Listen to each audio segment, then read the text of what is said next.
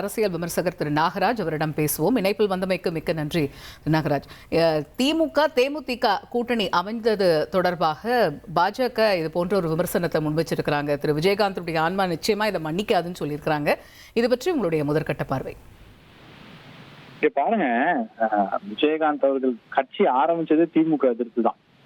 அந்த கட்சியை ஆரம்பிச்சது திமுகவை எதிர்த்து ஆரம்பிக்கப்பட்ட ஒரு கட்சி. நீங்க பாத்தீங்கன்னா 2016 அவருக்கு ஒரு மிகப்பெரிய ஆஃபர், இந்த பழம் நழுவி பாலில் விழுந்தது, கிட்டத்தட்ட டெப்டி சிஎம் வழியும் ஆஃபர் கொடுத்தாங்க. பட் அந்த ஆஃபரை அவர் நிராகரிச்சுட்டு திமுகவோட நான் சேர மாட்டேன் அப்படின்றதுல அவரு உறுதியா இருந்தார். இப்போ இன்னைக்கு ஒரு யூட்டர்ன் எடுக்கிறாங்க பிரேமலதா அவர்கள். பட் அவங்க கட்சி நல்லதுன்னு கேட்டு அவங்க கட்சியில என்னென்ன சொன்னாங்களோ அதை கேட்டுதான் அவங்க எடுத்தாங்க. ஃபார் எக்ஸாம்பிள், மாவட்ட செயலாளர்கள் எல்லாமே திமுக அலையன்ஸ் நம்பர் சேரணும்னு சொன்னாங்க. எல்லா மாவட்ட செயலாளரும் சொன்னாங்க. இந்த எலெக்ஷனுக்கு இல்ல, நான் சொல்றது 2024 எலெக்ஷனுக்கு இல்ல, 2024 எலெக்ஷனுக்கே சொல்லிட்டாங்க. 2024 நடந்த எம்பி தேர்தல் போது இல்ல நம்ம திமுக கூட்டணிக்கு போலாம் அப்படின்னு சொன்ன போது இல்ல, அப்பயும் அவங்க என்ன பண்ணாங்கன்னா அதிமுக கூட்டணிக்கு வந்தாங்க. ஏன்னா திமுக இடம் இல்லைன்னு சொன்னாங்க. நீங்க சேர்றதுக்கே எங்கள்கிட்ட ஸ்பேஸ் இல்லை அப்படின்னு சொன்னதுனால அவங்க அதிமுக கூட்டணிக்கு வந்தாங்க. இப்ப பாருங்க, நான் ஹிஸ்டரி சொல்றேன் இந்த இடத்துல.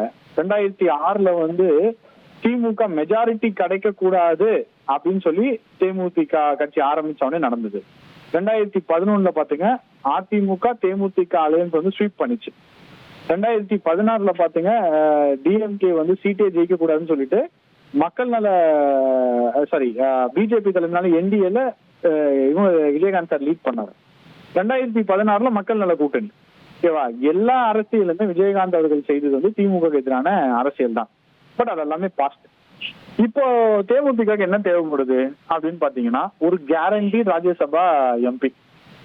எனக்கு தெரியும், நேற்று மத்தியானம் எனக்கு தெரிஞ்ச ஒருத்தர் சொன்னாங்க, நாளைக்கு இவங்க என்டிஏல சேர்ந்துருவாங்க அப்படின்னு. எனக்கு தெரிஞ்ச ரொம்ப முக்கியமான தலைவர் என்கிட்ட சொன்னாங்க, இல்ல நாளைக்கு சேர்ந்துருவாங்க அப்படின்னு சொன்னாங்க. ஆனா ஐ திங்க் ஒரு 6 hours எப்படி எல்லாமே மாறிச்சு அப்படின்றதுதான் தெரியல. பட்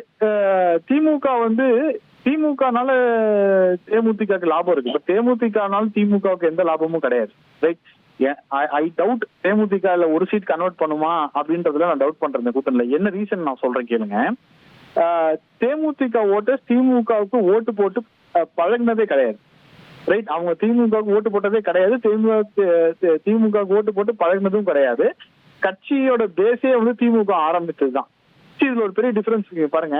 டிடிவி அவர்கள் என்டிஏவில் சேர்ந்ததற்கு என்ன காரணம்? அம்மாவின் தொண்டர்களுக்கு மேல அது திமுக எதிர்ப்பு வாக்குகள். அந்த கட்சி திமுக எதிராக தான் ஆரம்பிச்சு. இபிஎஸ்க்கும் டிடிவிக்கும் ஒரு காமனான ஃபேக்டர் என்ன?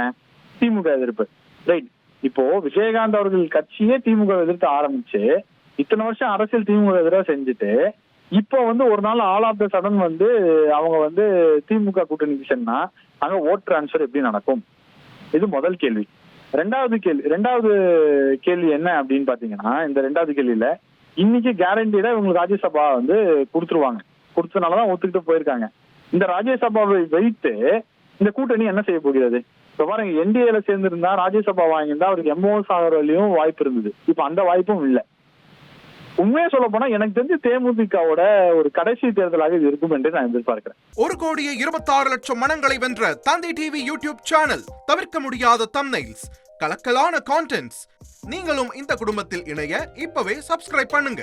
அசுரபலம் கொண்ட எங்கள் டிஜிட்டல் கரங்களில் உங்கள் விளம்பரங்களை சேர்க்க வாட்ஸ்அப் பண்ணுங்க. 893988883778. Email advttv@dttv.in.